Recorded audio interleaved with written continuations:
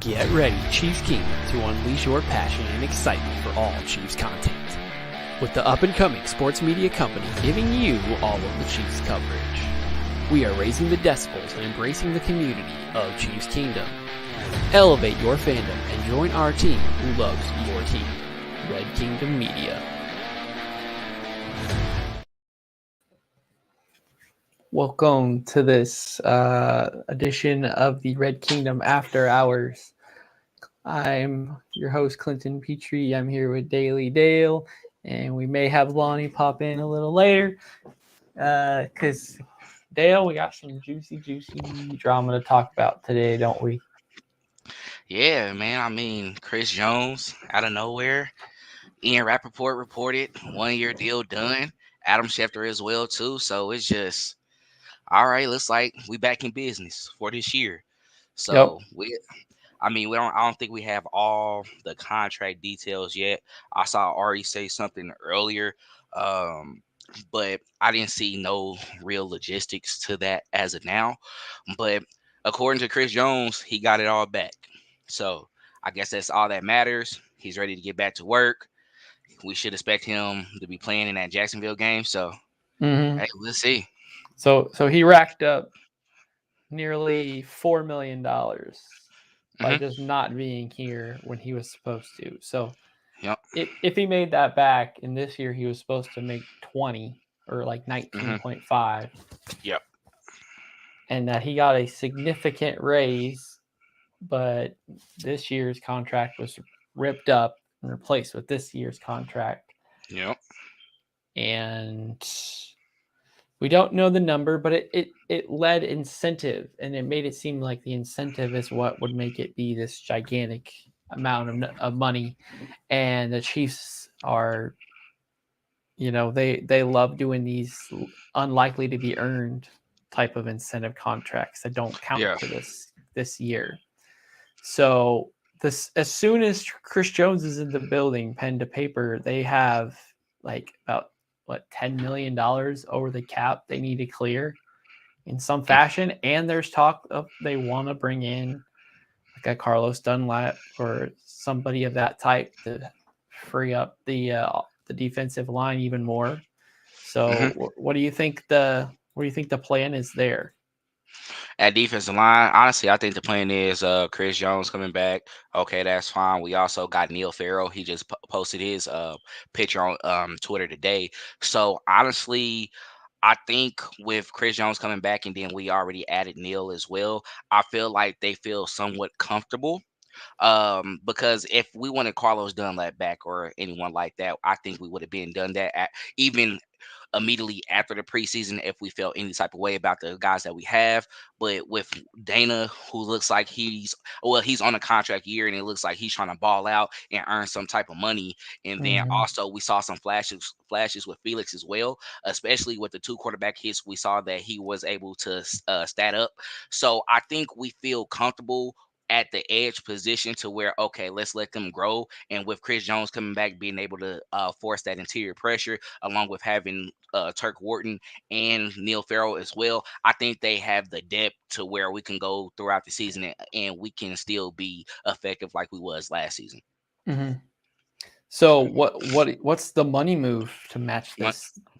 What's the money move? Because the Chiefs have to do something in order to be NFL compliant in order to even play Chris Jones this Sunday afternoon. So So where are they going to get $10 million from this year? And they like having like another 8 to 10 million over the cap in order to uh-huh. have play in case of injuries or free agency So or so trade or Clint, whatever. so Clayton, I'm not gonna lie to you. I'm not a big money guy. I don't know how they're gonna maneuver that money. That's what I'm Um, saying. so really, I don't know what's the expectation, but from coming from a fan point of view, all I can say is it looks like it got done. And knowing Brett Veach, he doesn't make dumb decisions. Really, he doesn't make a lot of dumb decisions. Honestly, he hasn't made a dumb decision. So the deal that they were able to do, I don't think it put them in financial hell. I would say. I Mm-hmm. think he was, being smart with that.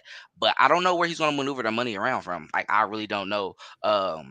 you're not going to be able to touch Jawan Taylor money. You just got him on the deal, so you can't just have him come out and ask for a restructure already. And Yep. then you have Justin Reed and MVS as well too. Now I feel you can probably do something with their contracts. MVS specifically, just because a lot of people think he can possibly be gone next year. So you Hmm. might want to try to restructure his deal and see what you can get out of that. But I'm sure they're going to move something around to where, okay, they're not going to be in they're going to be in compliance with the NFL, and he should be good to go on Sunday. That's all. What do you think? Because I'm not big with the numbers on that with their contract. I let the professionals do that. Yeah. So a restructure usually includes an extension, meaning they get additional years put on. So if we're wanting Mhm, MVS and thought this might be his last year, well, if they rework his contract, he's being here at least an additional year plus. mhm. So people who don't want that, they shouldn't be saying that. And if they do the same with Joe Tooney, but how many years do they reliably want to keep him? I think they've pretty much exhausted all they can out of a Travis Kelce. Here's extra money pulled You out. play with his stuff again. I don't. We already saw a big tight end contract signing. I don't even want him to get mad. So I think we should just leave him alone. He already Yep. did enough. So, yeah, do you like Justin Reed enough to bring him to keep him here an additional 2 to 3 years? I guess, but you're not going to get additional money from anybody. I mean, it guarantees Snead's gone. Hmm. Uh, yeah, I don't know where they're going to get it from. I'm thinking, oh, somebody has to get cut, like some actual numbered contract has to get cut to make room for this. Hmm. So So I my don't know question. who it would be. So this 1 year deal that he got, is this a 1 year deal on top of the contract year he was already on now, or No, this is just sir. like This literally is a a 1 year deal? old contract ripped up. This is his new one. He is a free agent next year, the same case he was yesterday before any of this happened. And then a part of that deal, it had a no tag, right? Like he, I have no idea. That's I heard that's what you'd rumors. have to assume, because why on earth would he agree Hmm. to this contract if Hmm. he didn't get that? But if there isn't, the tag is like 30 million this time instead of like 33. 32. So yeah, So yeah, I for think I saw just missing 33. that one game, kind of saved it. So where it's like, okay, fine, Chris, we'll franchise tag you we'll agree to pay you 30 million this year, but more likely or not, it's a trade. And I think that's the Yeah. crappy part of all of this is it's like, woo, Chris Jones is back this year, but it's basically this. It feels like the end, and that sucks. And it feels like I'm no fine with that. part to Chris Jones. It feels like it's all his agents doing of pushing, pushing, pushing, and he didn't even get what they pushed for. And To, to be honest, I'm fine with that because I think with how the contract negotiations was going on and what we were dealing with that, I think they exhausted all the options that they could. And mm-hmm, honestly, I think they feel he's not, worth that money in their eyes due to his age, probably due to the numbers that they put on paper as well too. I mean, he did have 15.5 sacks in the season. Now, mm-hmm. And it's my another thing, contract year, which and means he's trying to ball out. And if he thinks he's going to get paid, and it might not be here, he has to ball out. So it's like he knew he so couldn't afford to miss a lot of games if he was going to put up these monster stats. And even now with this reworked contract, who knows if he can even reach some of these incentives that are in there. so Can my you be thing, defensive player of the year missing a game? Can you be sack leader missing a game? Can you make 70% of all the defensive snaps over the course of the entire year when you have just one game blanked out? I don't know. We'll see. yeah, so I will say that's yeah. the one positive thing that I can make out of that is at least it makes the negotiations done for now, and it's like, okay, we'll reassess this in February. Yeah. Hopefully we're all holding up a trophy. We're all lovey-dovey happy again. We remember what it's like. We're all champions, and we're all getting paid, and we're all getting Super Bowl incentives. oh, hey, Chris, you want to come back? I think we're fine with that 29.5 or 30 million. Did you hear about the salary cap going up this year? Yeah, so we're good on that. You want to? How many more years you got? 1, 2. Work it out. So maybe that's the one good thing is it puts everything into this year. It puts him back on the field where he belongs, and says we'll worry about this next year. But from Chris Jones' perspective, what he asked for, he didn't get. He asked for a raise, and he got a like chance at a raise for this year and no long-term certainty. That doesn't seem like a winning proposition. Yeah, I mean that. Yeah, to be honest, that's where I'm still confused at because I just want to know, I like what was your plan? What was you getting out of this? That's all I want to know. And honestly, people, when we saw some of the comments on there, they were saying, "Hey, honestly." We saw Ari from My Sports Update. He responded saying he doesn't know the initial plans for Kansas City and what it does for the long term. But when he responded, he said got it all back. So it looks like he's fine with getting his fine money back and then Mm-hmm. getting whatever he gets for this year as well too. But as a fan, I'm fine with that because seeing how the contract talks was going and going deep into the season like that, we saw Nick Bosa be able to finish that out, but he's on a rookie contract, right? He was able to get it Correct. done before the season started. He was out there on the field on Sunday. With Chris Mm-hmm. Jones, with him having that contract already and then going on another contract year, and then we extended it right now, I think if anything, if they knew it was going to come to this, they probably would have tried to trade him early. Yep. However, with him wanting to be in Kansas City, loving Kansas City, want to be a part of this organization, I'm sure he wanted to get as much as he can, but the Chiefs wasn't seeing it like that. And Mm-hmm. that's where it got to the point to where he had to hold out. He had to see what he can do. And I think after that game and with him being there with his agents, they probably saw like, okay, with them seeing this in his first game where the defense somewhat honestly, they actually had a Fine. pretty decent game. Yep. Got some pressure. Of course, it was with a couple blitz packages, of course, but we were able to hold our own. And I think that was like, okay, we probably need to get you back out there because we might lose leverage on this deal. And they had to do something at that time. But at the end of the day, I'm all for what he was trying to do with his self and what he was Mm-hmm. trying to accomplish. Oh But yes. at the end, but being a fan of the team, I think they just, they did the smart thing. If they felt like, they don't want to give out that much money and they will figure out something else in the future, we'll see how it goes. But right now, I'm just happy to have him back on the field. We can get another Super Bowl with him. And then that way, he's a three-time Super Bowl champion. What he does next, at the end of the day, he submitted his legacy in Chiefs Kingdom, and we can both part ways. We can wish him well, and then we can figure out what we're going to do next year going forward, and we can start Mm-hmm. that process a lot earlier. Agreed.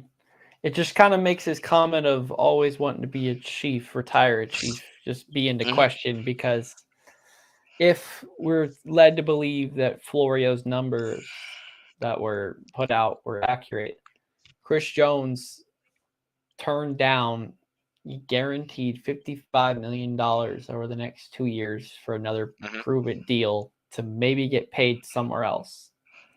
Okay. So, I mean, that kind of contradicts the always wanting to be a chief comment. If you had the chance, it was right in front of you.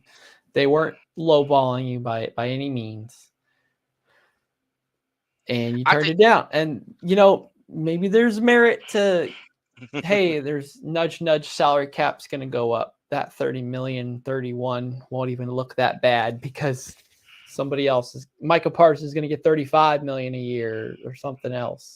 So money is weird in the NFL, and COVID really messed up the formula. But it's like every 3 years, you can assume a team can randomly start spending a lot, like 20, 30 more $1 million than they were used to. So Clark Hunt is willing to spend on the team, so it's not that our owner is a cheapskate, and in fact, he like willing and able to hand out big deal contracts if the money works, if their numbers fit. And you're right that Brett Veach, and more specifically his staff, is not going to let a bad contract number seep through just because of emotions.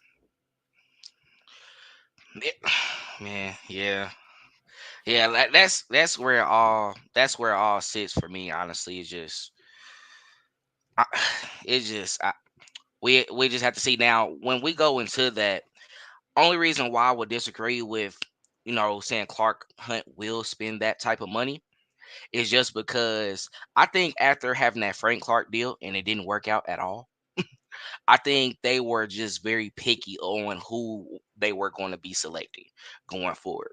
And I think it's going to take someone who ends up falling to us where we're in great position to be able to work out a deal. And I think he will be willing to do it for that type of player. They was having a discussion in space earlier, and I know that we're talking about Chris Jones right now dealing with the defense, but a lot of people with Justin Jefferson not getting his deal done with the Minnesota Vikings, a lot of Hmm. people think that Brett Veach will be willing to pay a guy like that just because he's 24 years old. Yep. He exceeded all his incentives on his He rookie wanted contract AJ deal, Brown a couple drafts ago. to be honest, and he was willing to do that. So I think it falls into the age of the player, where they're at in their career, what have they accomplished in their individual statistics, will they be able to fit into the scheme of what we're doing offensively and defensively, and then that's when they be like, okay, we'll up our number to what you're looking at.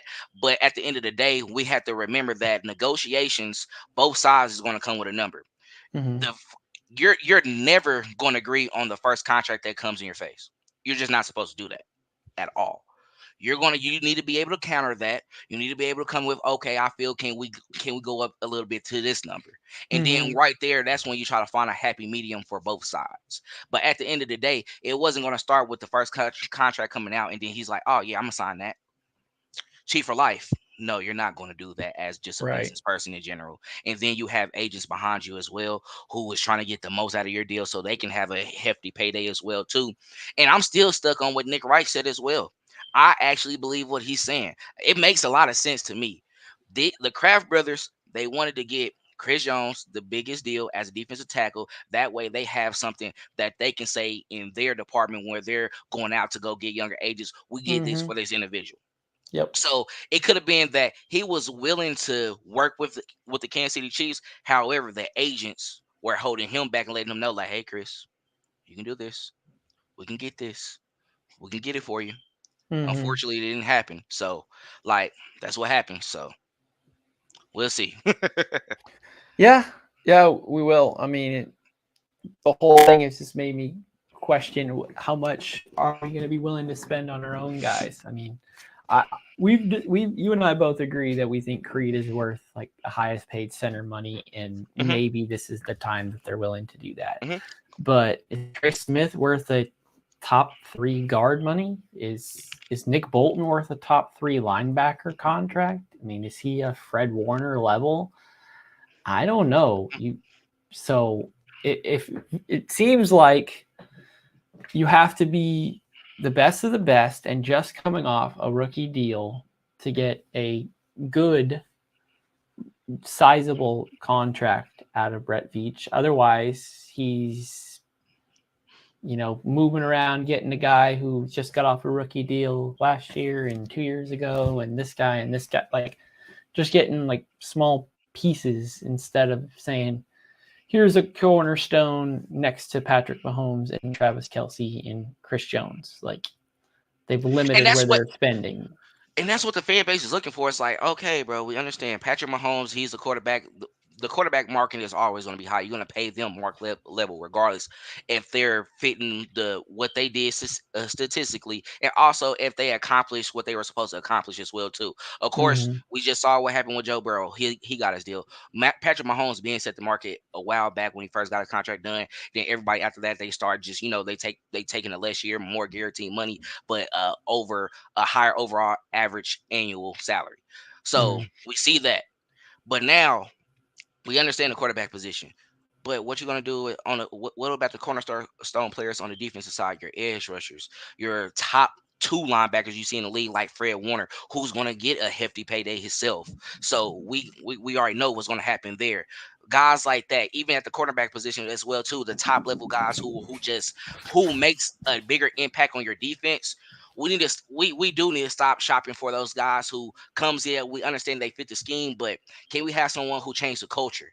Who Hmm. changed the culture on the other side of the ball? If we're And going to lose a guy like Chris Jones, we need to bring that in and the following Chiefs his are loss. too good of a team to rely on like getting big fixes in players through the draft because you're not picking top 10 ever again, which is a great, but it also limits how much ready NFL talent straight out of college Yep. they get. And the Chiefs are really good at finding diamonds in the rough, but when you see other teams, Cowboys with Micah Parsons, Niners with Nick Bosa, Chargers with Joey Bosa, like these contracts come from guys that you drafted immediately right away and they were pro ready.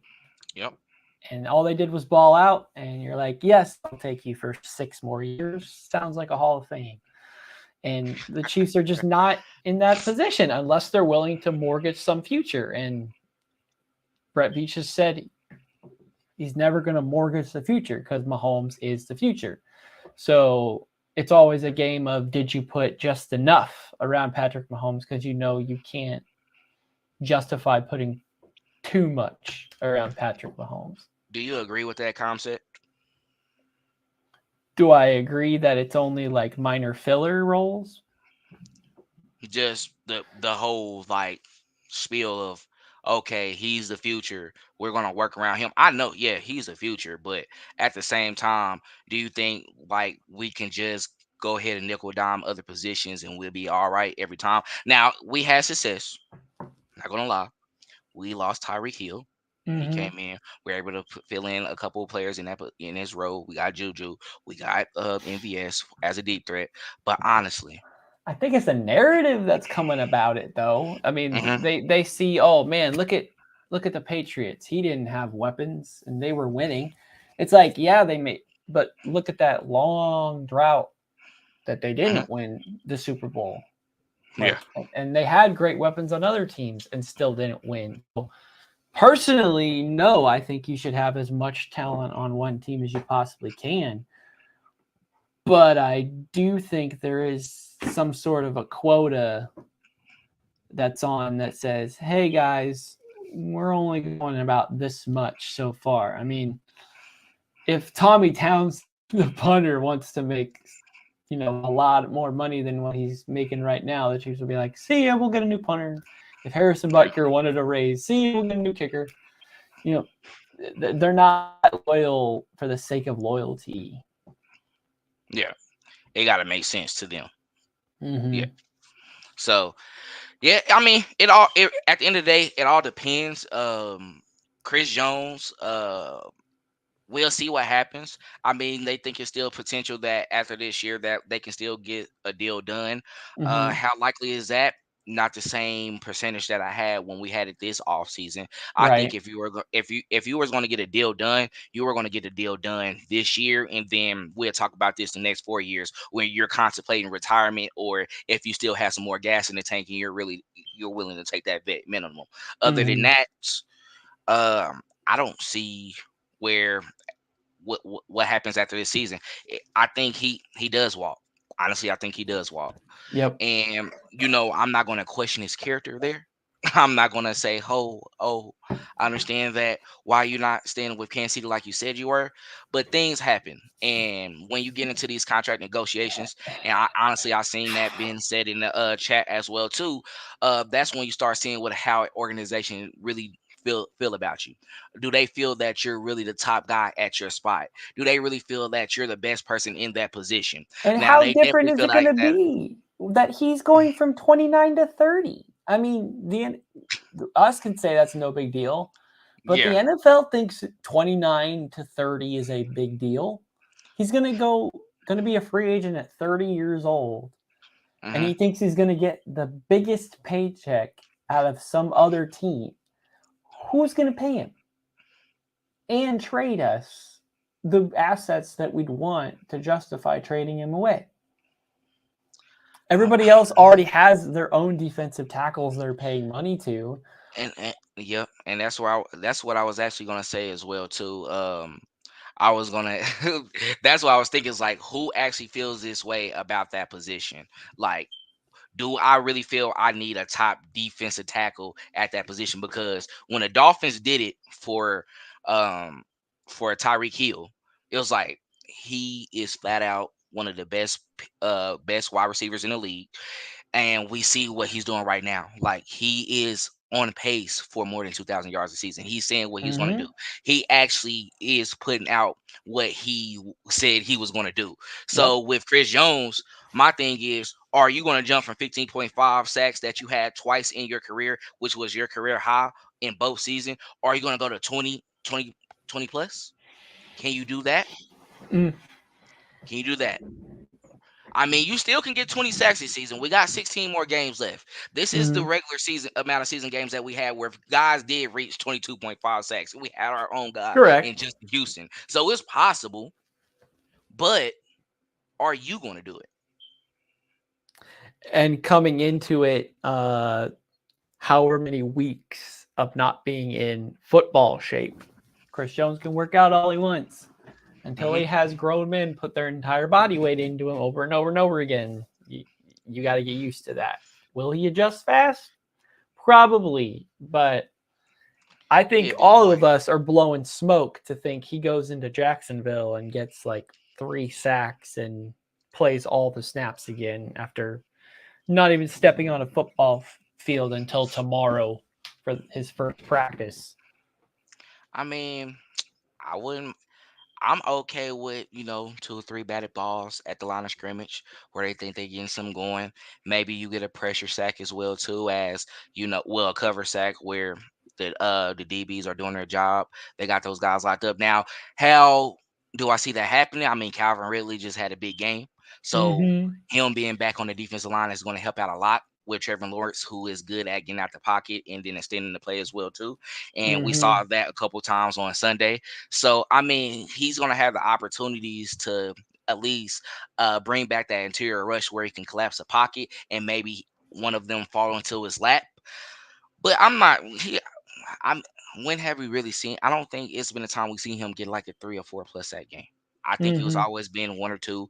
If not, I'm not even be mistaken, but I think if anything, his highest was a 3 sack game. But of course, he had multiple pressures along with that as well too, and he was just very dominant. But yeah, I'm not just expecting him to come out there and just really ball out. I'm sure he's going to be on the snap count just like he had those other guys who came back as well too. You haven't been Mm-hmm. acclimated into what we've been doing all off season, even though you may have been working out the whole time and doing your part. At the end of the day, the team still has to see that, because just going out, working out, doing a couple drills is different from actually having that live game action. So just like he just had a mistake with Tony just throwing them out there. Of course, Mahomes was targeting them as well too. But after seeing those amount of drops in that game, I don't think he's gonna go out there with Chris Jones and be like, "Yeah, go out there and do what you do. Mm-hmm. We're gonna get you adjusted and get you back into the feeling of playing some live football action in the NFL." So Right. Yeah. To your point, boy, they're the Chiefs are going to need him for Jacksonville because they look like firepower, and even they had their receivers dropping balls. But geez, we talked about it across the league. all the Joneses on their team and Calvin Ridley, dude, our corners got some work. And our wide receivers better watch that and said, you better be playing more like this than how you guys did. So, did you hear Andy's quote today basically saying he thought he rushed Tony back too Yeah, much? yeah. That's why I said what I said about Chris Jones just now, because he was like, "Yeah, I put the blame on me. I put him out there too quick." I mean, he still could. I mean, he was still on a snap count, but at the same time, I don't think it was anything that we felt was too much for someone coming off an injury. I think we were trying to get him get him back involved in live football action. But at the same time, the throws that he did receive, Were perfect, and he was wide it open for him. So, was perfect. Like, a couple was probably a little bit like, probably behind him, but still catchable. But a lot of times, like the one that was right in his hands that tipped right off of him, went into Brian Branch, and then he returned it for a pick six. mm-hmm. You know, I think it was more of I should have just really got him some more reps throughout the week because even though they say they were a full participant in practice, were they really limited in those snaps that you had with like the live scrimmage when you were going over plays, when you had offense versus defense? Like, how much of that did you do for him? And Hmm. that I don't know. So Yeah, we'll have to see. Our wide receivers got to step up. They can't do worse than last week, but I'm not. I don't think they can, honestly. What we saw last week, I don't think Because the only we difference between this year and last year is Juju Smith-Schuster. That's the only difference, is having this NFL caliber guy who has already played and gotten snaps and done well within the NFL. So that's the one thing that we don't have on this roster this year, is a somewhat proven wide receiver who can go out there and stay on the field, catch the ball when it's thrown to him, run Mhm. his routes, and you don't have to be entirely special as long as you're there. The Justin Watson, but a better athlete and more consistent. And they don't have that, and I'm sure they're hoping that one of the R's can become that, or Sky Moore finally breaks out. But MVS was here last year, Sky Moore was here last year, Justin Watson was here last year, and we weren't very happy with either of their production. Yeah. So and the MBS looked fine on Thursday, but why didn't he keep getting the ball? Like, why do we only see him flash for a, a play or two? He gets a couple catches and then gone. So Honestly, I really think it could be the route tree that he's running as well too, or yeah, I think that's what it is, and maybe Mahomes doesn't have full trust as well too. I know a lot of people been talking about the separation with the Chiefs wide receivers, but when you play back to all 22, there were moments where we had multiple receivers throughout the field who was open in open space as well, and were able to sit in the zone. The thing is, does Mahomes actually trust those guys? And that's a respectable opinion if he does not, just because we saw what we experienced on Thursday night where we saw a lot of drops as well too. So it could be into where it's like, okay, I want to go to you, but I don't want to, mess up that drive or what we got going on at that moment. And mhm. he ends up going to someone else where they probably being man up at that time, and they don't have as much separation. And we saw where the drives got lackadaisical as well as too. But of course, MVS also has, he had drop issues before when he was with with the Mhm. Packers as well, coming over to Kansas City, and he's a guy who, for some reason, does good and and catches those contested balls. So really, mm, I think it's both. It can go both ways, Mhm. maybe at times because we don't see the full all 22 all the time. So maybe at times there is lack of separation when we see it when we see them out there. But at the same time, it could be Mahomes not looking at his guys, probably not going through his entire progressions, focusing on one guy he's trying to get it to just because that's who he's comfortable with at the moment. I'm sure Mhm. they get it together, but yeah. It was tough. I think they get it together next game though, for sure. You don't see a big trade for a wide receiver. You're not. I Not don't yet. think it happens, and I Not don't. yet. It Not has yet. to cause like another actual game or two where this exact thing happens again, where you don't feel good about anybody in your room anymore to have to go that drastic. But And I truthfully, just don't think like a Mike Evans is available like they want him to. It's not going to be for the price of a contract or for draft capital that it's they'd not. be willing to give out. So And I will say this: they want to see what they do with Travis Kelsey when he's back on the field as well. We mhm, saw what we were able to do when we was on the field last year. Guys were able to start getting open. They were able to make plays at the times they had because of course, Kelsey being the caliber of player that he is, he can open up those. He can open up other guys as well on that in that wide receiver group to where they can be a factor as well. So they want to see what they have with him when he's out there because, of course, we saw Kadarius Toney. He had a rough game, but I think that's someone who can really he can eventually break open in this offense, and then we got something with that. And then also a guy I think that Mahomes really enjoyed, even though we have seen him have a lot of drop issues in the preseason. Rashi Rice. Um, Hmm. we see him a lot in those slant routes. Of course, he went after him as well too, when we saw him sit in that zone and he threw it to him, and he was just so eager to catch the ball and get loose and just go for the first down and get more yardage after that.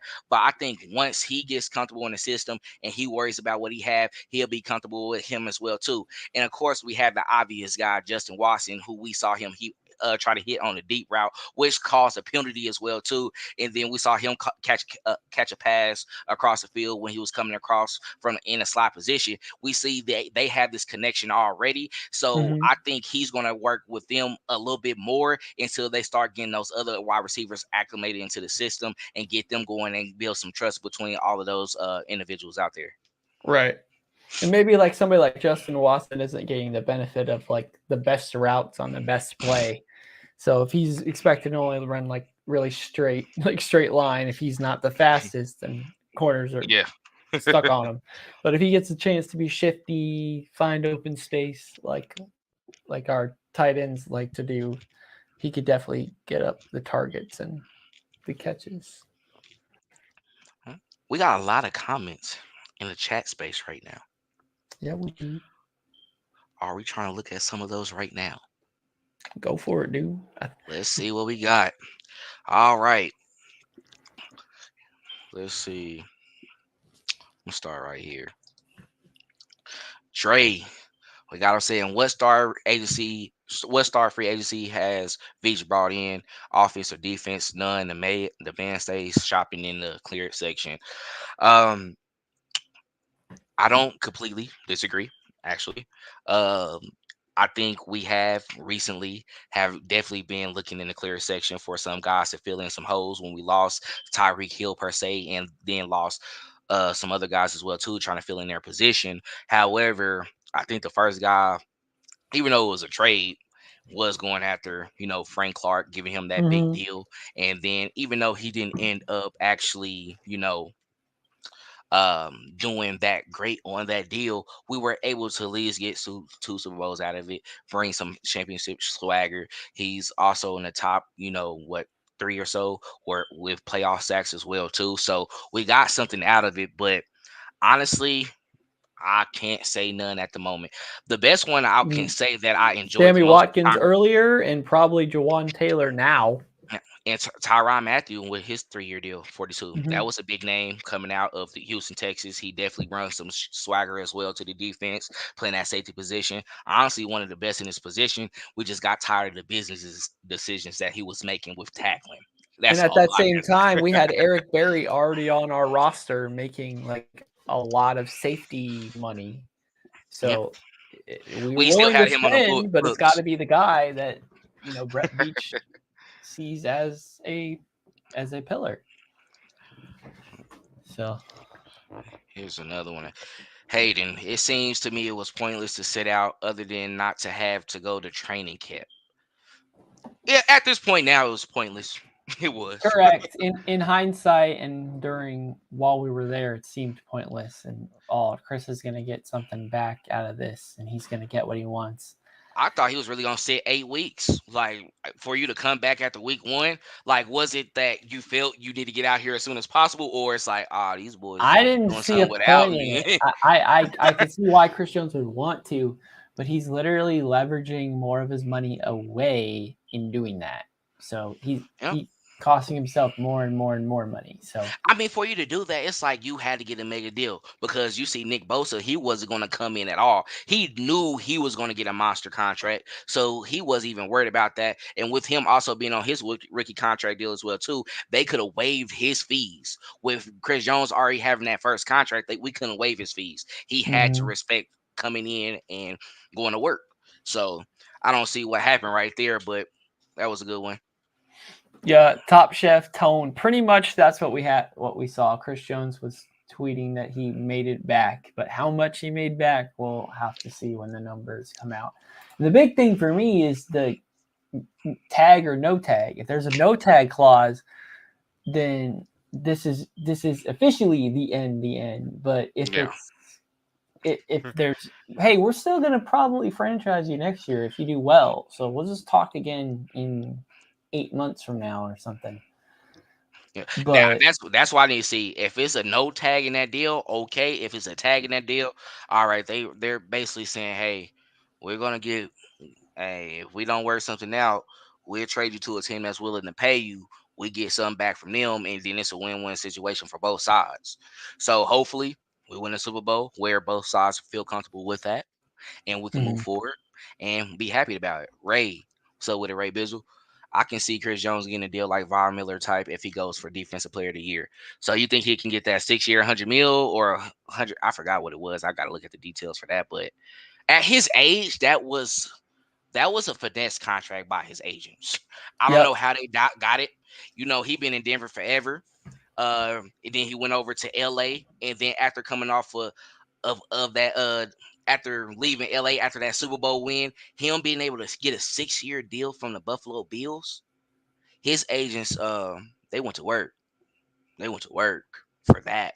I don't know how they were able to do that at his age. So I mean, but the thing is, him getting that Von Miller type of deal, how I'm seeing it for him, I think they really backloaded Von Miller's contract to Mhm. where like if something was to happen, they can save themselves from that deal. But with Chris Jones, of course, he's coming off that first contract. It was 4 year, 80 mil, so he's getting 20 mil a year already.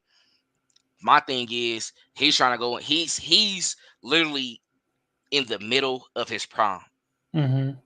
So is that type of deal? Is that type of deal that you were looking for to where it was backloaded? I don't think not. I don't think that's what he was looking for. He was looking for more guaranteed. I think he wanted more average annual salary per year as well too. So I just don't know right there. I wouldn't oppose to it, but at the same time, does it make sense for the player? And I don't Mhm. think he would like that. Uh, I- the question is being, what can we see about the incentives? I don't know. They gotta all be performance based, and because that's what most of them are. But maybe there's Hmm. something ridiculous like, okay, Chris, we'll pay you $7 million extra on your contract if you can win Defensive Player of the Year, having missed the first game of the season and no training camp. Have at it. If you can do that, here's the check. You've earned it. Is that likely to be earned? Probably not. But is it going to be shown in the amount of money that the total contract is worth? That it says that Chris Jones got and made and will get, and even though that is not the case, we'll have to see what the minimum amount is, the actual guarantee. Hmm. But I wonder how long we're going to have to be sitting on not having this information. Um, I mean, he could get 3 sacks on Sunday. That's expecting a lot from the man, I'm and betting the under on he's that. done it. I I'm mean, he betting the has to under on average that. a sack every single game, no matter who he's going against, to get more sacks than he's ever gotten. He's got to get a sack every game, and if he wants to do baller, he's got to get two in some games. I mean, I'm betting the under on 3 this Sunday. I Just, agree, just. especially against the Jags. I mean, they did lose one of their starting guards to getting carted off last week, so maybe that does something, but I'm sure Dougie P will do whatever he can to keep Chris Jones away from Trevor as long as he can. Mm. Yeah, I definitely would want Carlos Dunlap back. I just mentioned earlier, I don't know where any of this money would come from to be able to bring in additional people when they can't even afford to sign Chris Jones and put him on the team right now. So we'll have to see where this money comes from. I don't think any of these moves are going to happen as early into the season as we like. I think it's going to be like, oh, they brought him back in late October or something. It's not going to be a put him on the team now. I think there's going to be a lot of roster shuffling. And plus, I mean, yeah, he's because the vet minimum like 5 mil. I don't think they're going to do that at all if they bring him back, especially with the cap that they have right now. But it Not wouldn't saying be that much anymore much, yeah, because he's missed games on that games. So contract. yeah, So so Might be something Yeah. like that. Like, oh, we'll bring you back at the later half of the season. We'll get you back in. You'll get a couple sacks, add to your total, and win another ring, hopefully. And that's where he at in his career already too. So that's what I'm saying. Like, maybe, yeah, I don't know. Like, I would love it though. Definitely love Carlos Dunlap. I think he definitely brought something to our defensive line last season that Mm-hmm. definitely helped us out. He definitely reminded me of that Terrell Suggs role we had when he came in with us during that first Super Bowl run that we had, and he brought that type of experience, that leadership to the defense, and that's Mm-hmm. definitely much needed. And I would With no love to Frank have that Clark, it's back. even more needed. Yeah. Yep. So I definitely would love to bring him in, but I think they like what they have right now with Mike Mm-hmm. Dana. I think he's set to have a breakout year, even if it's not even in those top defensive end numbers. But maybe he has a year like Frank Clark when he was with Seattle, and then he ends up getting a deal like we did with him when we traded for him. Who's to say someone else doesn't do that for him as well? So I mean, I could say he does get like 15.5 sacks. We might question like, okay, I see the future with you, and then George K and Felix as well. Mm-hmm. So I want to see it. I Man, that is a lot of Now likely, projection. 15 yeah, sacks for Mike Dana. that All right, would shoot your be. shot, bud. But see, that's how Frank Clark got his deal, and that's how we caught his eye, because in that same year we actually played them as well too, and What? he had a decent game against But us when we played Seattle Seahawks. he averaged at least 10 sacks a year the other 3 years. What does Mike Dana have as his highest sack total? They're gonna look in 5? they're gonna look in the now though. I'm just that's what I'm saying. Not I mean, I wouldn't want the Chiefs to do it, but maybe that's what he's trying to put out there. If you can put the product on the field and actually, put those numbers out right now, you we see I mean, we literally just saw Trey Lance, who only played about 12 games in college. The 49ers traded 3 first-round picks for him. Yeah. Look what they just did. Mike Dana has 11.5 career total Career sacks, sacks. and you want me to think he's gonna do 15 this season alone? He gonna I'm triple just his sack production in one season, dude. Look, I'm just saying. That's But what this he is has what to we do. do. This is what Yeah. we have to do as Chiefs fans when you don't have high draft picks or you don't get to just spend We gotta have wishful extra thinking. over the cap money. You gotta like wishful think Yeah. some players. But You for real, gotta for real, hope I mean, Justin Ross becomes the next big thing we because we're to screwed be if he's not. we just need to hope for 10 sacks if anything, and I don't even think that happens. But yeah, Ray, like honestly, I can see that too. 8 to 10. Honestly, 8 to 10. I can see 8 to 10. If he right now he started off great with 1 sack. So I mean it's 16 more games left. Get 2 here, there. Have a great game against guys like the Bengals and the Bengals. Have those other performances as well too against those teams like the Bears, especially with somebody who has a running quarterback. I mean, he can total up that sack total, especially with him going to be getting the most reps at defensive end, because it looks like they want to switch out George K and Felix, but George K, of course, will be getting the most reps from that. So Right. Yeah. Yep. And Mike Dana should get like that most edge snaps as long as he stays healthy in the yeah, NFL with Charles when he comes back. But I feel like that's always an issue on our team is all their defense looks great and then they have some injuries. Like Frank Clark, he was fine for as much as we can, talk about him, but what sucked is when he couldn't be on the field or when he started showing deterioration and hmm signs of injury instead. So to your point, it's like I don't care how many sacks Mike Dana gets, as long as Mike Dana can be on the field throughout the entire season and not get injured and do what Spagnuolo tells him.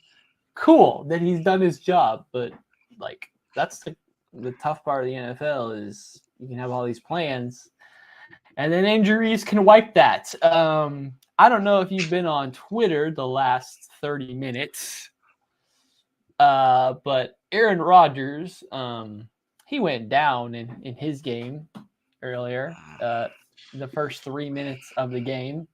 Jet fans are sick. So, yeah, nothing in the NFL is guaranteed. And that's why Chris Jones wanted as much money as he could, because Mm-hmm. one play can end it all. Yeah. Very dramatic way to end that, I know. Oh man, that's tough. Man, so we got some more coming in right now. I So think I already did the defense. If you want to go over the like wide receiver related comments, let me see. then we'll probably figure out a way to end this. Sky we- looking like a waste Space. of space so far. Whoa! No, I'm not gonna say whoa. He's not the only one who's actually saying that. There's a lot of people who actually feeling that type of way, and we got Lonnie jumping in right now. Let's go. What's up with it, Lonnie? What's Lonnie up? Bands. What's up, fellas? What's up? Not much, dude. What up? What up? Man, we going over these chats right now. We talking about how we feel. I mean, before we get back into it, we're gonna get your thoughts about Chris Jones. But right now, we talking about Sky looking like a waste of a roster spot at that wide receiver position. What you feel about that, bro? I don't know about a waste of a spot. Well, I think we still got some time. We need to see what's going on there before we just call it a waste. I don't know. I wouldn't say it's so much. Yeah, like I said, so much a waste. Let's see what he got. Let's see. I say give him another shot. It's only been a year. We're only a year into that project. Mm-hmm. Some time. I mean, Rashid Small Rice, town school. Rashid Rice got a touchdown quicker than Scott Moore did. His first touchdown, I can say that. Well, yeah, that's cool, but yeah, sometimes it worked like that. But Scott His came hands for the is Super Bowl. questionable. So yeah, I don't know. It's sometimes it just works like that. The ball sometimes it just finds you. I don't think Mahomes is looking for nobody particular, but I mean, I feel like in the red zone he just gets to moving around and do what he needs to do. You see, he finds space. He can find the void just like Travis. So some wide receivers got that. Some wide receivers don't. So I think Scott just got to adjust. Like we talk about that off air though. I think Scott just been kind of put in some unfortunate situations just with the kind of packages that he's been put in. We really kind of don't think that fits Scott play style. If you go back and look at kind of his highlights when he was at Western Michigan, it wasn't so much the end arounds. It was more like in the slide, making the plays like more like the Edelman type wide receiver. So, and he hasn't been used like that much with the Chiefs. So I feel like he's kind of adapted to our play style, doing the end arounds and kind of just trying to fit where we put him at. But I feel like his strong suit is more in that slot, kind of being that Julian Edelman type guy. He can beat man coverage, as you've seen what he did to the Chargers, what he did to the Rams. So like that's more his strong suit. I feel like he's been put in some unfortunate situations that made him not look as good as a wide receiver as he is. And I feel like that's more like KT and them guys can do that. Richie James, they're more like your gadget guys. Sky was never a gadget guy. This is a guy that was a traditional wide receiver. So I feel like he should get that shot. Let the McCole talk go. Yeah, let's see how he does with Zach Wilson as quarterback this season. We'll see. Let's watch. We'll see. Y'all got a couple 10 more minutes with us, and we're gonna actually watch this Jets game, and we're gonna analyze and see what he does with the offense that he didn't do with Kansas City. If I don't see anything different, I'm starting to talk in the group early. You already know that. So let's stop. I love McCole too. Like I really loved him when he was here. Like I don't care about all that. We use him as a gadget or he a jet sweep guy. Hey, he produced, and when we needed him in moments, he made some big plays. He had some big punt returns. Did he take it to the crib? Nope. But it set us up, and we were able to capitalize off it and still win the game. So I'm fine with it. I feel like McCole was good. He did what he needed to do, especially as far as like you said, doing. He made some big plays here and there with sprinkles here and there. But as far as a wide receiver, he didn't take the necessary steps to be that guy after Tyreek left.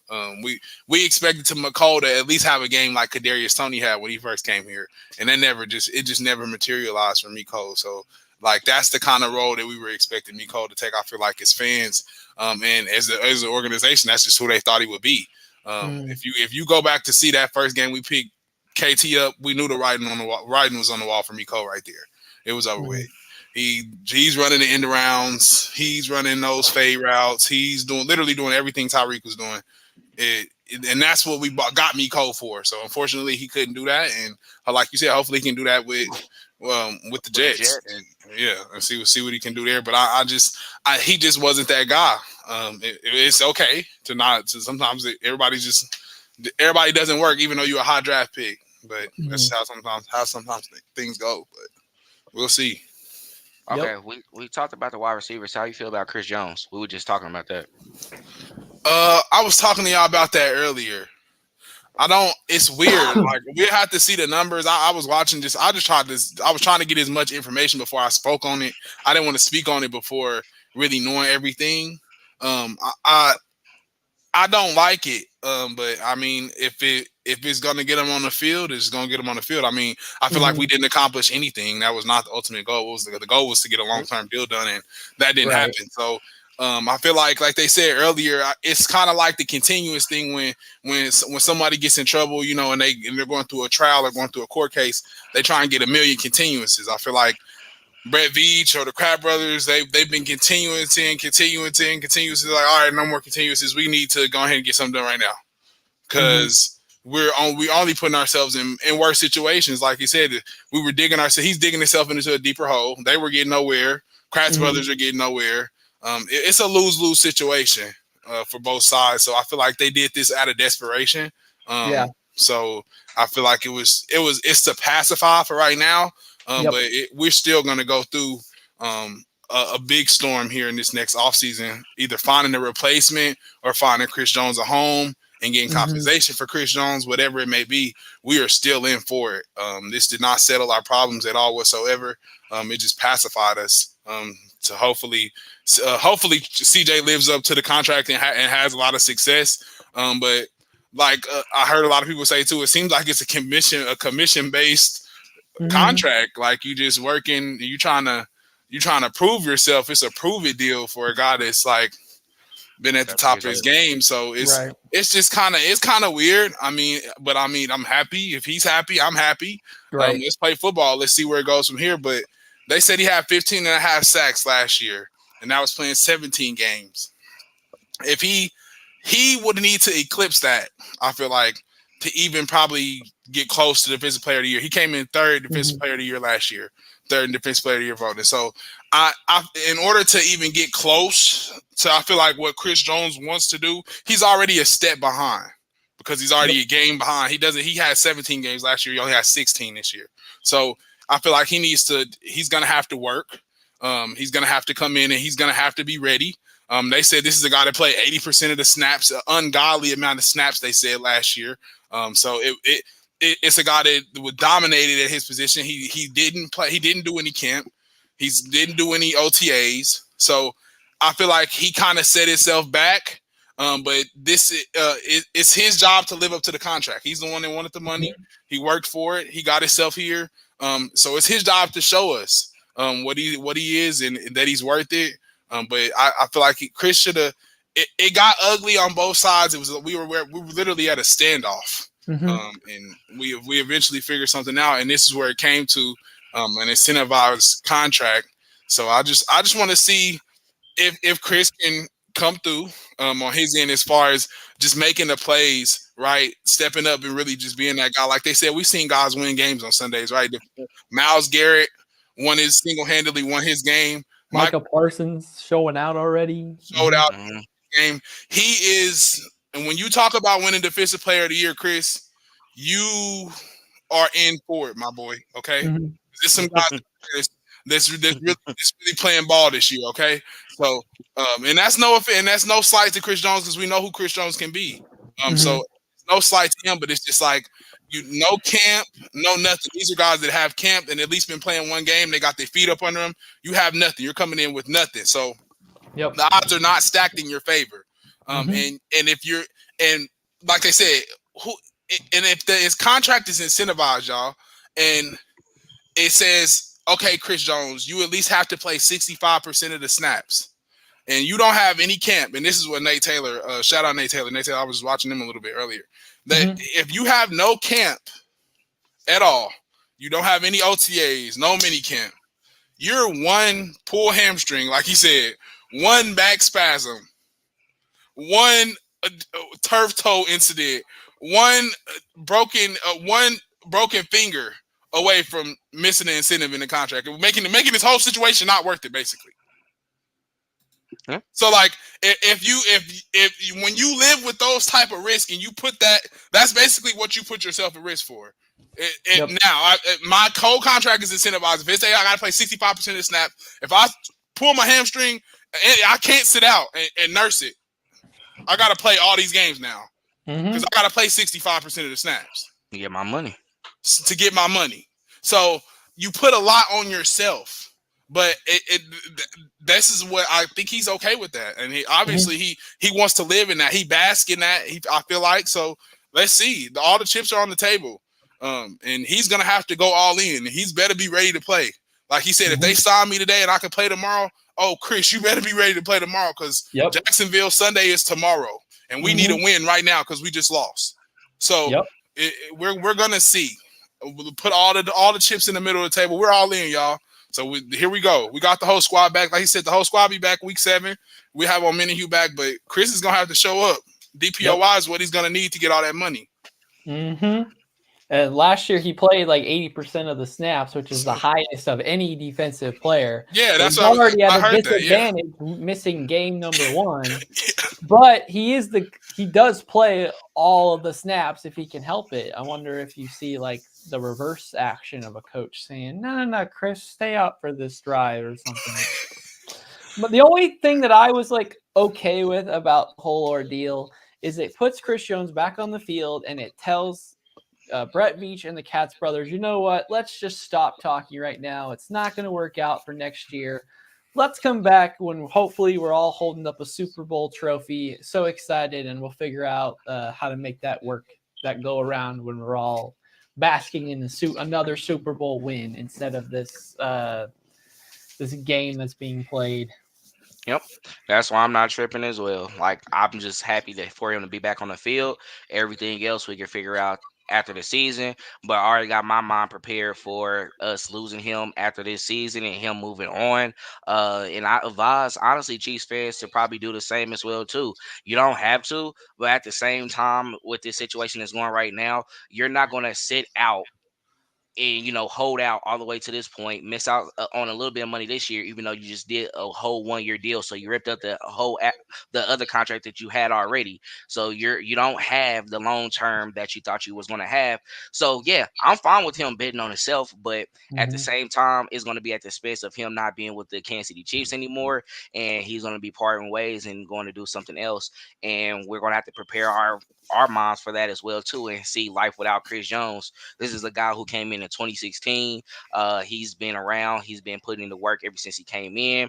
He was our first pick in the second round that actually started out that day. So essentially, he was our first round pick.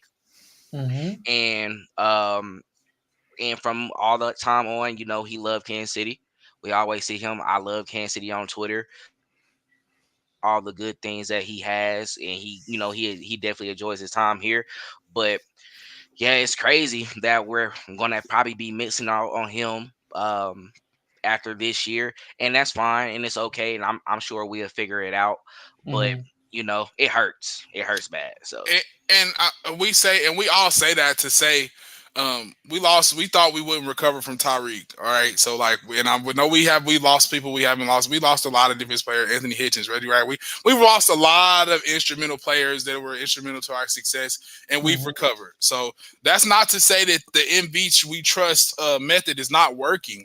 I feel like we still should trust in that method, right? But I feel like this is going to be a big test for us. Because this guy is entering it in like more like his golden years of his career right now, with at the rate that he's playing. So this is going to be a bigger test for Veach and company. And that's not to say that we don't, like Clinton said, reach a long-term deal when we just get to that euphoric state. If we just win in the Super Bowl or just get to a good state of winning, so that's not to say that we don't strike a long-term deal. But as far as of right now, this might as well have been a franchise tag. So he would have made more probably on the franchise tag. They said $30 million a year next year on the franchise tag. So 33, Well, and that's going to be the talk next offseason, or once these numbers come out. Is there a no tag clause or not? If we can still franchise tag Chris Jones and it's at like $30 million, we're just repeating this same stuff before, except we all know the writing's on the wall that it's more likely to be a trade prior to April than it is here's your $32 million a year that you asked for guaranteed. So, but I mean, with the going back to the losing to future Hall of Famers, is going to be a good look for Veach. I mean, you can put that on his resume or whatnot if that does happen. However, what they're going to put on the resume as well too is he's one of those guys who scouted Patrick Mahomes, brought in one of the greatest quarterbacks to play in the game, end up getting a deal that a lot of people expected to be something that was going to break the market and actually put Chiefs in cap hell, which it has not. We already see he's not even in top. He has dropped to like number 8, number 9 on the list for top 10 quarterback contracts in the league. So they're going to apply him for that. We got NFL media just saying, "Oh, how dare the Chiefs do this to us when we were the team who overpaid for somebody who was a gunslinger." Oh, so I got that on my bag. Also, I brought in some guys as well too that helped us win 2 Super Bowls. Also, I was a part of the franchise that had 5 AFC championship games that was consecutively played in Arrowhead Stadium. At that, the only time that we played outside of Arrowhead Stadium in the playoffs is for the Super Bowl. So, I mean, with what we're going to put on this resume is what they're going to put on that resume as well too, because at the end of the day, we can say the players did that, but he's going to be the one the GM who put the team together. Regardless Bill Belichick isn't getting flamed for letting guys go 2 years early, even though they're Hall of Famers. It ain't like, oh my God, why'd you guys get rid of that? Because this guy is 3 times faster than him and he's younger. He can talk bad about his GM skills or his team constructing teams skills after winning 6 Super Bowls. I'd rather be in that. I'd rather be in that position any day of the week. And I say that to second Clinton, you don't get flamed as a GM when you get rid of people too early. It's when you get rid of people too late, because that's when you start to feel the fire and people start to get on you because you're holding on to people like Sammy Watkins and you holding on to people like Justin Houston or Eric Berry. That wasn't so. When you hold on to people too long is when you tend to get in trouble. Not when you offload too early. You want to see the downfall before it comes. So I mean, and that's not to say like we love like we said, we even love Tyreek Still. We miss him. I miss him too. Seeing that 215 yards, it made me miss him. But he was very underthrown on a lot of those balls. And eventually it will wane and it will slow down. It just hasn't slowed down yet. It will slow down. It will eventually slow down. You want to be ahead of the curve, not too late. And that's why you see a lot of Brett Veach offloaded, and he's very, very, very, very choosy in his signings. Especially his older veteran signings. To pay attention to when he's signing those older veterans. You don't see Brett Veach going in and paying Von Miller $100 million. We're not the Buffalo Bills, okay? We're not going to do that. That's not the plan here. It's to get younger, stronger, faster every year, because our quarterback is the only person that can get older on this team. Quarterback and Travis. So that's it. If you ain't those two, that's the only ageless positions. Other than that, you have to be younger, stronger, faster. All of those other positions. Man, I don't know. I don't know if you could touch any of their contracts right now, because I don't think either one of them's proven that you want to keep them for longer than you're contractually obligated to. People were trying to get rid of MVS already this offseason. And Justin Reed said it literally took to like week 13 last year for him to feel semi-comfortable in this defense. And the dude went to Stanford, for crying out loud. So, I mean, maybe the Chiefs like Justin Reed enough to say, here's an extra 2 years. But, I mean, can you say that now and you haven't seen another full year of proving it? I don't think so. We'll see this year. But at this year, he has a solid year. We see definitely him being better in coverage and him not being targeted as much. And he wasn't even targeted that much last season. But if we see him talking as getting more turnovers, getting more interceptions on that stat sheet, also causing a couple forced fumbles as well too, then I could see us going ahead doing a 2-year contract extension just because he's familiar with the system. We want to keep him part of that defense, and if we do lose a guy like Chris Jones, I guess you will still want that familiarity out there on the field, and you can still get a guy and sign and extend. Nick Bolton was his contract come up as well too, but as far as taking pay cuts, Yeah, they ain't they're gonna not do that, doing that. buddy. They're not That's doing not how that. it works. Nobody's doing that. Yeah. And if Yeah, I don't they think- did have like fixing They're your not doing it. contract, it's adding additional years. So if there's a Yeah. player you don't want on the Chiefs next year, then you don't want to restructure their deal, making them Only year person longer. you can ask take a pay cut is Patrick Mahomes because of that long-term deal that he has right now. And they all could have they're took going to out. do is They already could have. They Yeah. didn't take like as much of the money out and converted that into signing bonus like they could have. They only did a certain percentage of it. Why they did that, you'd have to ask the team. But they could have taken more money for that reason, and they chose. And not to. I say this to say that it's hard to ask a Super Bowl champion, let alone 2-time Super Bowl champion, AFC champion, to take a pay cut. Okay, and when you have that type of stuff on your resume, there are people in the NFL that'll pay you just for your experience. Mm-hmm.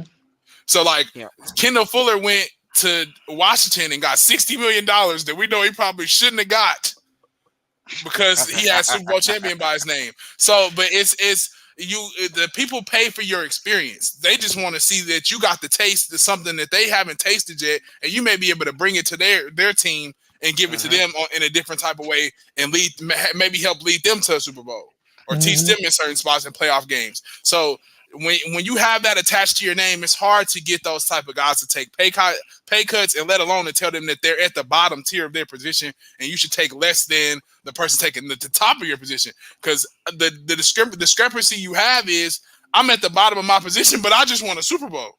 MVS. I'm hoping you're talking about Patrick Mahomes because I'm MVS. saying no. I'm just saying.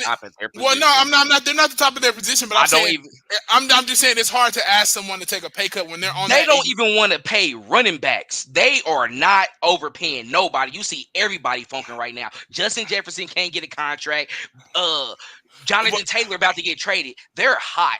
I'm going to be honest. The NFLPA right now, they're like, what's going on? We talked about the cap space going up, the cap hit going up, and all that, more money coming in, and they're not even giving more money out.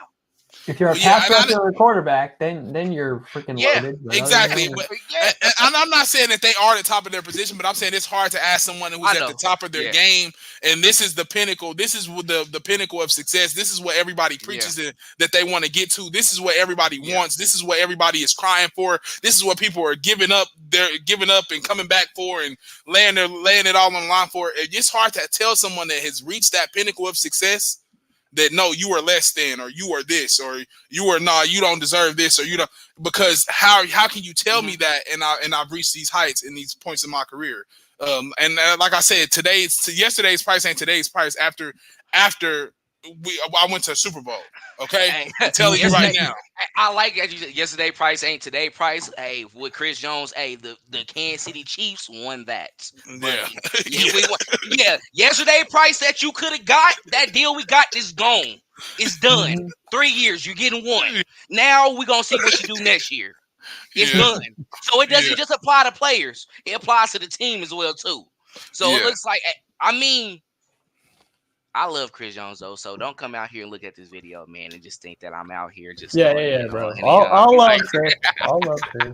We love you, I had the jersey on the other one. I'm just saying, like, that's just what it is, and it looks like the Chiefs is just that team, and I don't like saying it, but everybody want to put this Patriot way to it. Yeah, I mean, I understand that's the way that people feel like you should go to win Super Bowls and have success in the league.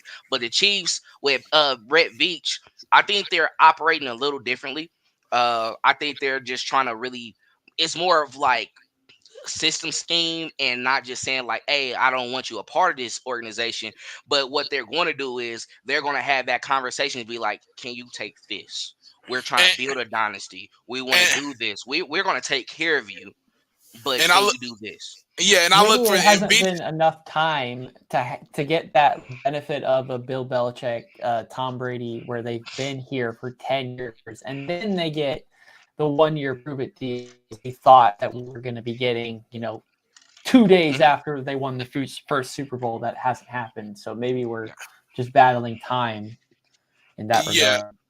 Yeah, and I wouldn't say so much the like you said, the Belichick approach, but I feel like he looks for advantageous situations. These are situations, guys. So like the Kadarius Toney, he looks for things like that, things of guys that we scouted, the situations that kind of are going south, or a player that's just not working out. Like something that we have our eyes on now, and I really probably shouldn't bring it to the light, is the Chase Young situation. If anybody's been paying attention to Chase Young up in Washington, it doesn't look like Chase Young has been playing a lot off and on. Those type of things are the type of situations that Veach is looking for. He preys on advantages of other teams where other teams may not be looking, as far as just injuries, or I'm just tired of this player, we trying to offload. A la Mike Hughes, like that situation. He was a top pick for Minnesota, a guy that just wasn't doing good. And just let me scoop him and pick him up real quick and see what he can do for us. The ceiling is here. Now the fall it's a great fall, a drop off if he doesn't have success, but the ceiling is there. So he looks for guys with great potential, and I feel like he moves on that. And when he has success on it, you can see it comes to the light, and it's just advantageous situation too with the contract that you see. Justin Reed kind of got the same thing that Tyron got.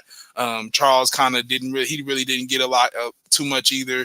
So like the advantageous situations on the contracts, especially when they're young in age, and if he can get you in a good deal and wrap you up real quick, he's gonna get you Jawan Taylor, any of them. So anybody, he'll get you. So you got to just kind of he's a very strategic with it, and all I can say is that it's worked.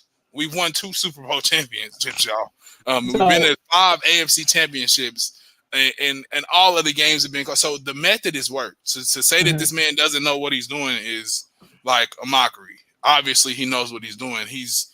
We've been successful. So until he shows us otherwise, we have to trust it. So we were kind of trying to talk about this earlier, but Dale said money ain't his thing. So I'm just brainstorming here. When Chris Jones finally joins back with the team, they are over nearly 10 million on the cap. So they have to do some other corresponding move to gain money back on the cap to not be over the cap in order to make other moves.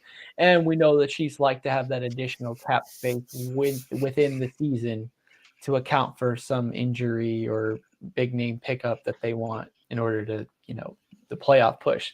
So is it like 3 different contract restructures? Is it somebody getting flat out, released a la Jeremy Maclin type thing? Like, how are we going to gain back this money and then sign Carlos Dunlap that everyone just assumes we're going to do? Yeah. So I thought they said that the Chris would put him over, like give him that for him, and that's not true. That's not. If he doesn't, term. It had to be long term. So correct. I don't. I mean, unless it must be some incentives that Chris can hit. I'm telling y'all, it has to be, or they're banking on him coming back and it hits some incentives. But some type of way over the cap at 20 million, and that's with him not making any more money. This says that he's making more money and he's making up the fines that he missed out. So how are we paying more towards the cap this season than we already were, and we're over the cap? That's when them details come out. We see what's going on, and that's what I was saying. Yeah, that's what I was saying, because it don't make sense when you say it like that. It don't make sense. How did we do it? And that's what they said. That's why I said I want to see all the details on the contract first, because and they said we won't see the details until he signs it. And then they said the incentive-based contracts with the Chiefs, this is the catch-all. They said they never really release what the incentives really are. They just say that it's more money and it's incentives. So I'm going to say this. This is what I'm going to say. If you take money, usually what they do is take money and give it to the player now. So somebody somewhere is taking a check and they're writing a check for whatever amount of money right now. Boom, giving him his upfront money, and then what we're going to hear about is probably incentives. But yes, somehow, some type of way, if Chris Jones is happy and he's coming to that building, there's no way you're telling me that this man said, I'm gonna come in here and play for you for $19.5 million, and I'm not going to get anything on the front end. No, they're probably taking some money. Boom, and we'll give you your money now. Give you some money now, and that'll probably relieve some instant pressure off the cap right there, just giving some money up front, and that's probably what'll come out. If that's just me guessing, spitballing, that'll probably be what come out is they gave out money up front. Clark Hunt probably took a check, wrote it, boom, for this amount, I'll give you this. The question is who? Because it can't be a rookie. They can't make money back this season by getting rid of a rookie contract. That's less than $1 million for whoever the hell they do that for. Yeah. So they're not gaining extra money by signing Nick Bolton to an extension for 3 years. This year has to change. So Donovan Smith, he's on a 1-year deal, and was it worth up to $9 million? What happened? What can they do with that? Is a question. Like, could you just go out? Do you just go ahead out and probably give him a bigger bonus to clear up some space from that, and the rest he just make back, and that be a cap hit there? Like, what can we do with that? Do you want to add even more years to Joe Tooney's? That's I say we look at the details. I say we look at the details because it's no way. I think Veach even does this deal, y'all. If it's not giving any cap relief, I just don't see it happening. Right. I don't see him putting himself in that situation. To go with it, and it's something. Really weird that it's something there. It's just weird that it was just left out in the air. Yeah, we signed Chris Jones, and we couldn't afford to bring back Chris Jones, even if he did sign and come back with the team. We were way over the cap if he did agree to come back. Now he's agreed to come back, and we're gonna pay him more. Oh my god. So hopefully, and if it just make it all worth it, Chris. That's all I say. Yep. Make it all worth it. Mm-hmm. Like, we've been through a lot. We are here now, and we're finally here. We're 0-1. We didn't want to be in this situation. Neither one of us wanted to be here. You're a game behind, Mr. 80% of the snaps, and we're 0-1, which we don't want to be. Okay, and you were in the booth looking at us. So make this worth it. Okay, you hit all of your incentives. Be the person that you're supposed to be. Go out like Ray Lewis and all the rest of them went out, and we just settle it at the end of the year. But this is gonna be it didn't do it. That's what I said. It's okay. We got a deal done, and I understand that it's pacifying us right now. This is not gonna do anything but make more stress. Because now, if you pull your hamstring, are they gonna talk about? Now let's talk about we might possibly trading him now, right? Because it's like, he missed his incentives. Now he's mad. He's not gonna make all his money. He's upset. He missed 65% of his snaps. He didn't make the 65. He wants to be traded. So it's like, okay. Now, like, come on, make this worth it, okay? Yep. Make it all worth it. Make it to where these antics and stuff, it all made sense. But it's gonna be hard. I'm telling you right now, it is going to be hard because it's so much that went on, and this contract just doesn't look like it proved anything. And the way that Veach was talking, even when he released it, he said he wants to be a chief. Like, and he didn't say for life. He's like, he did not put the for life part on there at all. Okay. He said he wants to be a chief. Okay. And every talk is, I will be a chief in 23. I will never say anything past that year whatsoever. Yeah. So, like, he's not He's not going to go to Miami. Miami's got Christian Wilkins, and they're going to give him the bag. They can't afford to give Chris Jones the bag too. So, I mean, we were debating, like, where could they even trade him and where he'd get this giant contract he's expecting. Everyone else seems like they're already paying a defensive tackle if they value that. And other than that, there isn't a place that's got a lot of money.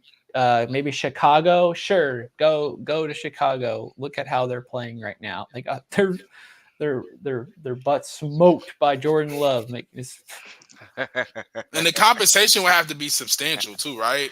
That's what I feel like. The compensation will have to be significantly substantial for a guy of this magnitude. But then who's giving up more than a pick for a 30-year-old?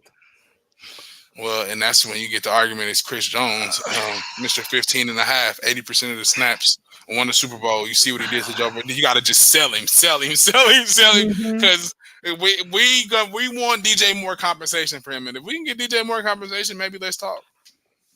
Hold on. You can go to the Vikings and we'll take Justin Jefferson. Oh yeah, for sure. Yeah, we take that. See, but look, this is the bad part. Well, and this is what I said. I feel like Beach is holding off because one of those guys come along, right? We heard a lot of bad news about those contracts that come through. I bet you, and I can guarantee you this is probably where he breaks his own rule. If a guy like one of those guys hits free agency, I know the Chiefs test that water and probably offer that $60 million. Oh, no kidding. There's no way the Vikings. I know they probably go ahead and make that happen. Just ain't no way that Justin Jefferson, Jamar Chase, any of those guys hit free agency. It's a done deal. It's a done deal. We was talking about that earlier, and it was actually some comments from people where we was looking. We was talking. So I was in a space earlier, and they was talking about that. And honestly, I agree with the same thing. We know that it maybe won't happen, but if a guy like Justin Jefferson come on the market, the Chiefs will go out and say, "What are you trying to do?" I think matter. they'll be open. What do you want? Price match, baby. Blank check, signing bonus. What you want right now? Yeah. Come on. Yeah. Because you know what you're getting out of him. 24 years old, and he's not. He hasn't even got to the middle of his prime. But maybe that's kind of the issue of the NFL free agency is the best of the best players from a team.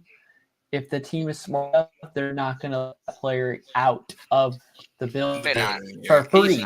So you're going to have to give up future draft capital plus actual money capital to get the deal done.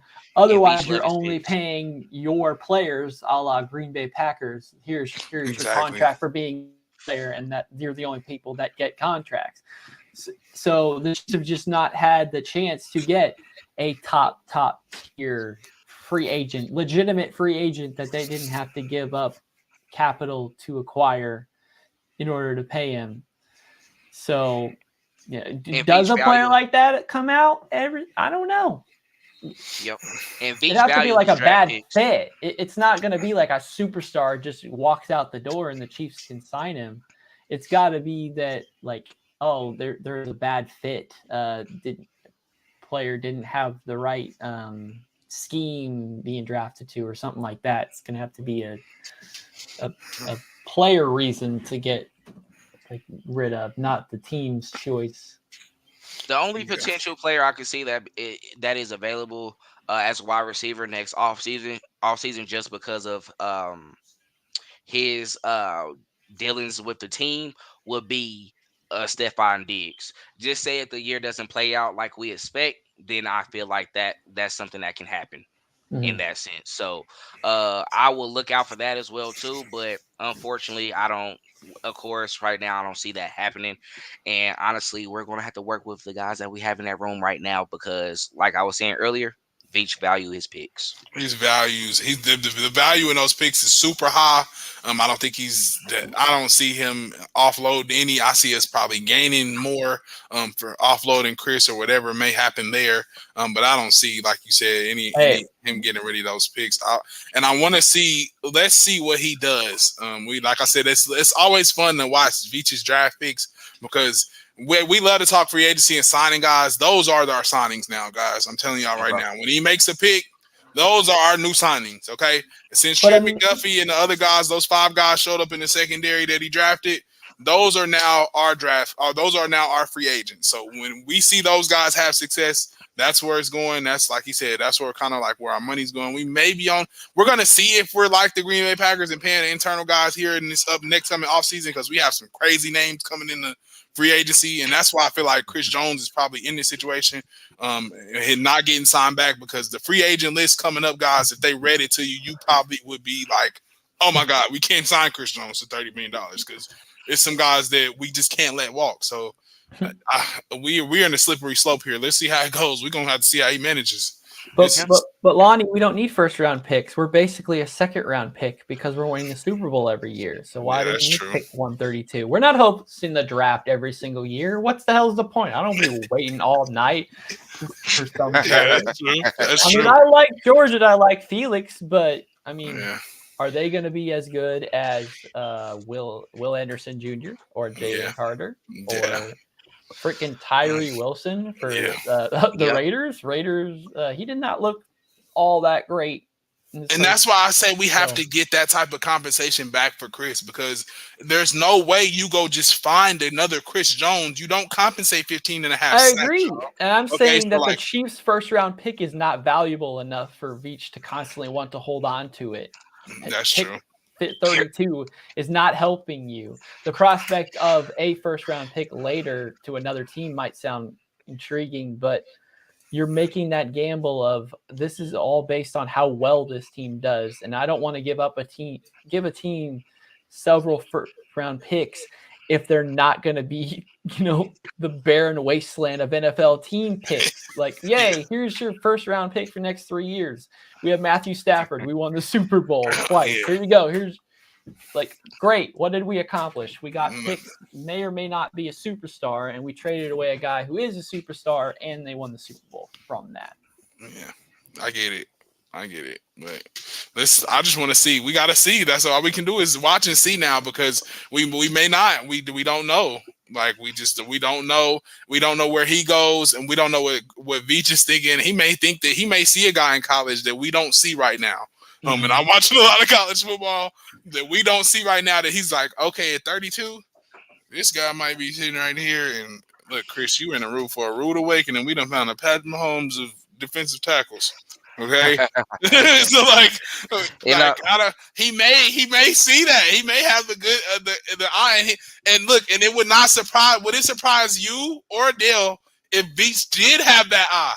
It would not surprise us, because he does stuff like draft five guys in the secondary that all play in the AFC Championship and all make plays. So he does stuff he does stuff like draft a kid like Juan Thorhill that wins the Super Bowl. He tears his ACL, wins the Super Bowl, and then goes on and gets paid. So it's like this is a guy that kind of finds talent here, and it's hard to say that we're gonna go all in and trust him, but we'll see. I just don't think they're able to find the superstars with the draft capital they have. They've got guys that they like, but maybe Trent McDuffie is getting there, but we can't say, oh man, the Chiefs are so much better off. Don't start Clint, because Dale boy, he love him some Trent. He love him some Trent, man.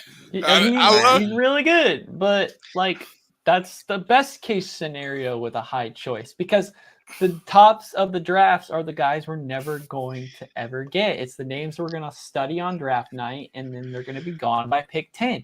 If the Chiefs want a player at any of these premium positions, an edge rusher, an offensive tackle, a wide receiver, then they're going to have to go up way higher than we've seen them do it. And if they want to do that, they're going to have to give up future draft capital. And like you just said, Veach loves them picks. So he better love the current value picks enough, and not enough to keep a player long term, just enough through a rookie contract enough. Yeah. And we just gotta remember too, Chris Jones was also a second round pick, so we can't say that it can't happen. Maybe we find that diamond in a rough where we pick it early second round. So who knows? A lot of those guys, we gotta remember, a lot of those guys that fill up the roster spots on the 53-man roster as the season goes on, those guys are in those second and fourth round. Dale, and then 2017 was Tano Passanio, and then 2018 was Breland Speaks, and horrible. They're not here. Okay, we know. They're horrible. So yes, the draft is a crapshoot. Credit to Tano though. He's in New Orleans making plays now. All right, he got some money. He's still getting paid, but like Clint said, he's not. These are not guys he's not elite. He's not elite. It's nowhere. He's not even the same breath as Chris Jones. So if we're gonna keep on hyping up Red Veach, I'm gonna put that on him right now. That's my expectation. Hey, you're not. If we're gonna win Super Bowls and we're gonna be picked 31 and 32 every time, well, you better find something within those second and fifth rounds that we can get out there as soon as possible. And you found a couple. Snead was in the fourth. Jalen Watson ended up being in the seventh.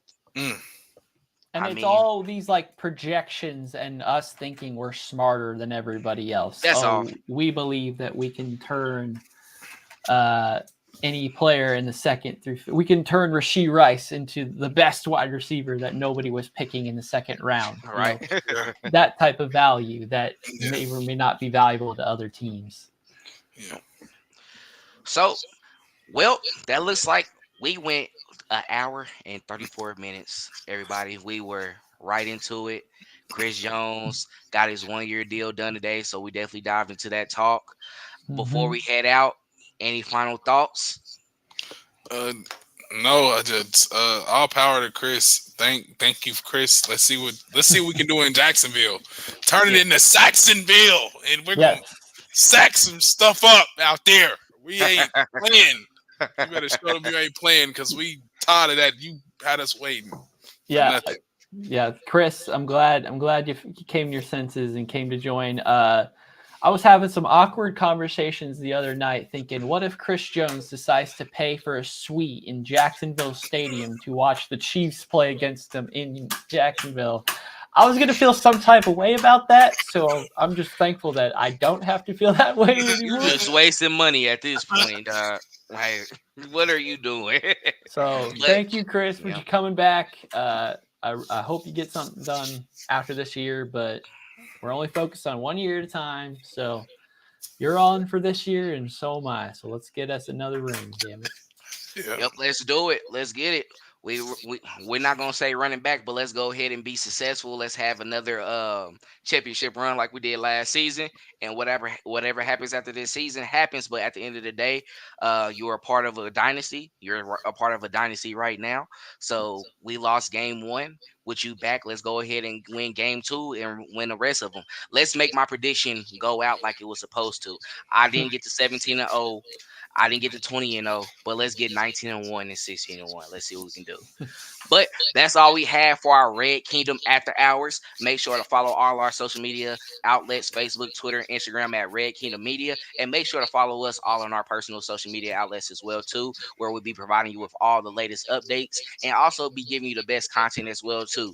Let's remember, go Chiefs. Thanks for checking out this update straight from the heart of Chiefs Kingdom. We appreciate your passion, so please leave a like and follow us wherever you tune in from. See you next tailgate, your trusted source for all things Chiefs. Red Kingdom Media.